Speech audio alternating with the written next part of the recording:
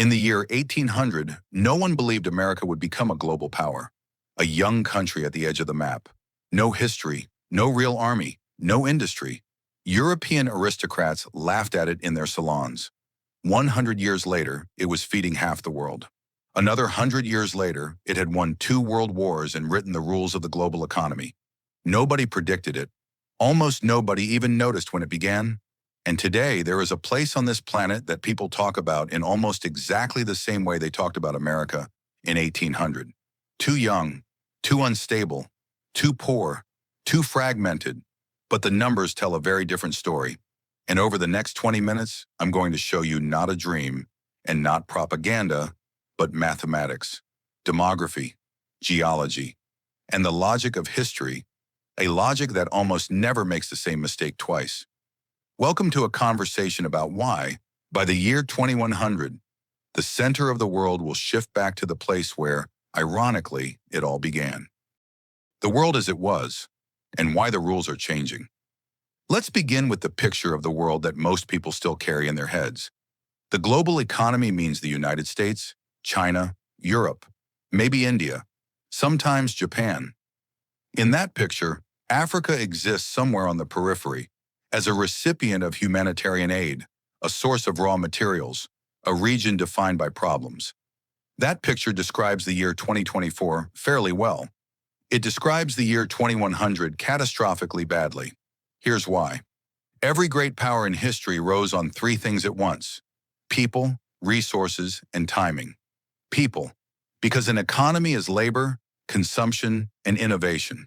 Without population, there is nothing. Resources, because industry, energy, and technology all require physical raw materials. Ideas do not work without matter. Timing, because history opens windows of opportunity. Those who step through the right window shape the next era. Those who miss it spend centuries trying to catch up. Now look at those 3 criteria in relation to Africa today, and you will see what many Western analysts either fail to notice or notice, but prefer not to discuss in public. The event that sets everything in motion, the demographic revolution, is already underway. Let's start with people, because that is the foundation you cannot fake. In 1950, Africa's population stood at 230 million. Today, it is 1.4 billion. By 2050, according to conservative UN projections, it will reach 2.5 billion. By 2100, it will be somewhere between 3.5 and 4.5 billion people, nearly half the planet. Pause on that number, half of the planet's population. But this is not just about size, it is about structure. The median age in Africa today is 19. In Europe, it is 44. In Japan, 49. In China, 38. Europe is aging. China is aging rapidly. The consequences of the one-child policy will hit hard by the 2040s.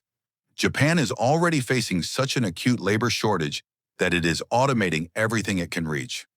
Africa, meanwhile, is young. Critically, historically young.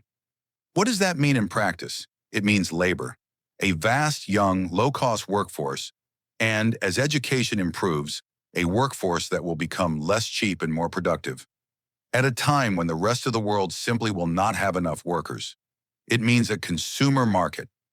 By 2030, Africa's middle class is projected by the African Development Bank to reach 1.1 billion people. 1 billion people beginning to buy phones, cars, insurance, coffee, clothes, and travel. It means innovation. Historically, young populations generate a wildly disproportionate share of entrepreneurs, inventors, and disruptive ideas. Silicon Valley was built by people between the ages of 20 and 35. By the year 2100, every second human being on Earth will be African. This is not some futuristic fantasy. It is present-day arithmetic. And this is where it gets really interesting, because demography is only the first layer. The buildup, resources, technology, and timing are converging. The second layer is the land and what lies beneath it. We already talked about this in the previous video, in the context of theft. Today we talk about it in the context of the future. The world is standing on the threshold of the biggest technological transformation since the Industrial Revolution, a shift from fossil fuels to renewable energy. Electric cars instead of gasoline engines. Solar panels instead of coal plants. Batteries instead of oil tanks. This is not some distant future. It is already happening. By 2040, most new cars sold worldwide will be electric. That is now the broad consensus among major automakers. Now here's the key question. What are the batteries in electric vehicles and solar systems actually made of? Cobalt, lithium, nickel, manganese, rare earth elements. 70% of the world's cobalt reserves are in the Democratic Republic of the Congo. A significant share of global lithium reserves is in Zimbabwe, the DRC, and Namibia. Manganese, South Africa, the largest producer in the world. More than 30% of the rare earth metals needed for electronics and renewable energy are found in Africa. Do you see what is happening? The whole world is building a green economy, and a green economy is physically impossible without African resources. Tesla cannot build its cars without Congolese cobalt. Apple cannot build its phones. Germany cannot hit its climate targets. China cannot dominate battery manufacturing. Every road into the green revolution runs through Africa. And that is only energy. Add agriculture. Africa holds 60% of the world's uncultivated arable land. By 2050, feeding 10 billion people will become one of the defining geopolitical challenges of the century. Countries capable of producing food will become the new oil powers. Add water. The Congo River Basin is home to the world's second largest tropical rainforest, and after the Amazon, one of the greatest freshwater reserves on Earth. In a world where fresh water is becoming scarce, that is a first-order strategic asset. Add solar energy. The African continent receives more solar radiation than any other region on Earth. The Sahara's theoretical solar power potential is large enough to supply electricity to the entire world. That is not a metaphor. Those are International Energy Agency calculations. So let's pause and sum up where we are. By the end of this century, Africa will have half the planet's population, critical raw materials for the global energy system, the largest reserves of fertile land, the greatest renewable energy potential, and the largest young consumer market on Earth. But Muhammad, here we have to be honest. None of that becomes power automatically. History is full of resource-rich countries that stayed poor for centuries. The difference between a resource and power is institutions, education, technology, integration, which is exactly why the third layer matters most. What is already changing from within? Nigeria, 220 million people, Africa's largest economy. Lagos is one of the fastest growing tech hubs in the world. In 2022, Nigerian startups attracted more venture capital than most European countries. Kenya, Nairobi, the Silicon Savannah. M-Pesa, the mobile payment system Kenya pioneered in 2007, arrived before most of the world was even thinking seriously about digital payments. Today, its model is copied around the globe. Ethiopia, according to the IMF, one of the fastest growing large economies on Earth over the past decade. A manufacturing hub where brands like H&M and Calvin Klein have shifted part of their production capacity. Rwanda, a country that went through genocide in 1994, less than 30 years ago. Today, it is one of the least corrupt and most technologically advanced markets on the continent. Kigali regularly ranks among the best African cities for business.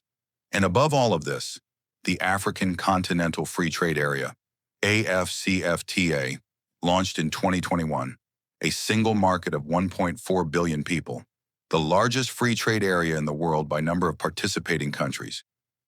If, and it is a very big if, that zone begins to function at full scale, it could transform intra-African trade, which today accounts for only about 15% of the continent's total trade. In Europe, that figure is around 60%. In Asia, around 55%.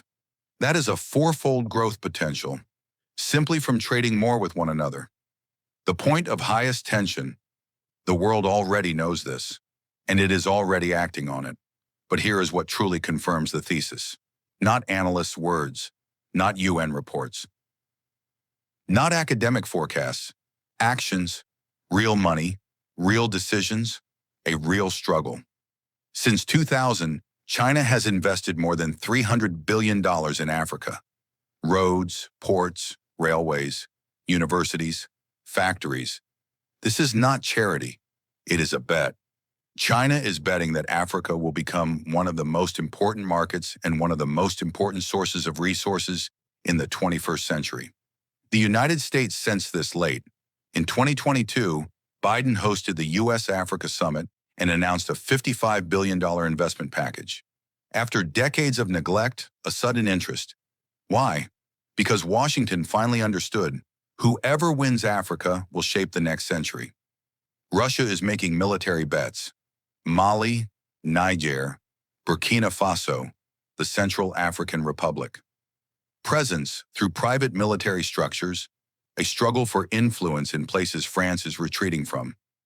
Turkey has opened more embassies in Africa over the past 10 years than any other country in the world. It is building military bases, exporting drones, and signing trade deals. India has launched a major scholarship program for African students. It is training the next generation of African elites in Delhi, not in London or Paris. Do you see what is happening? The world's great powers are fighting over Africa, not out of altruism, not out of historical guilt, but because inside their strategic think tanks sit very smart people looking at the same numbers you and I are looking at right now. And they are all seeing the same thing. The country, or bloc, that builds deep partnerships with Africa over the next 20 years will gain access to cheap and youthful labor in a world where both will become scarce. The raw materials of the Green Revolution, without which the entire climate agenda collapses. A billion-person consumer market entering the middle class. And, perhaps most underestimated of all, votes. In the UN, there are 54 African countries, 54 out of 193.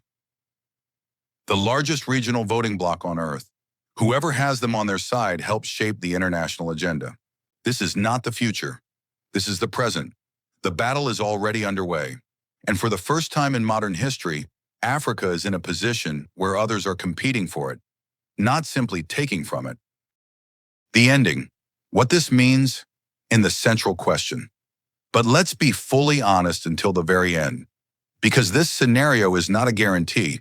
It is a possibility, and between possibility and reality stand enormous obstacles. Corruption. According to Transparency International, several African countries remain near the bottom of the Global Corruption Perceptions Index. This is not a racist stereotype. It is a structural problem, one whose roots, as we saw in the previous video, lie partly in the architecture of post-colonial rule itself. Debt.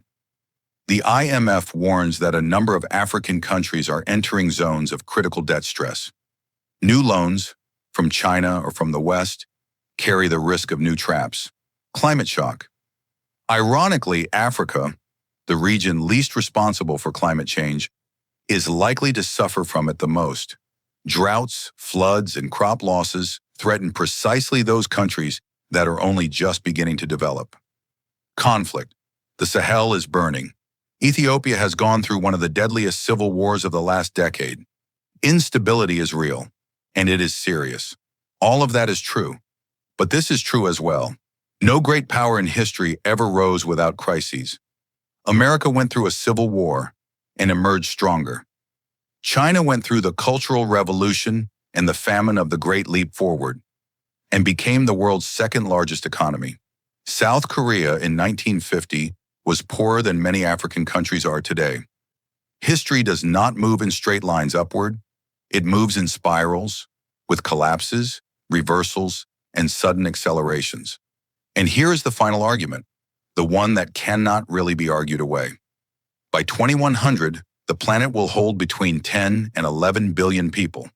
Of those, between 3.5 and 4.5 billion will be African.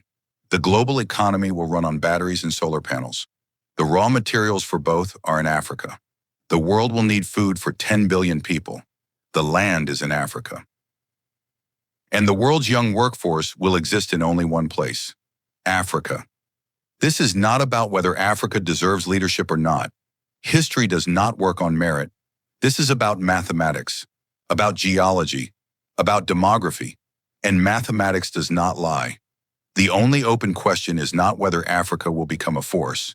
The question is, who will control that force? Africans themselves? Or will history repeat itself? And once again, someone else will arrive, draw lines on a map and say, "We know better." The answer to that question has not yet been written. But for the first time in 500 years, it is not predetermined in advance. And that by itself is already a revolution. If you watched our previous video about how $50 trillion were stolen from Africa, then you've just seen the other side of the same story. First, how it was taken. Now, why that was not the end. Subscribe, because the next video will be about who exactly is going to benefit from Africa's rise and how China is positioning itself for it. See you soon.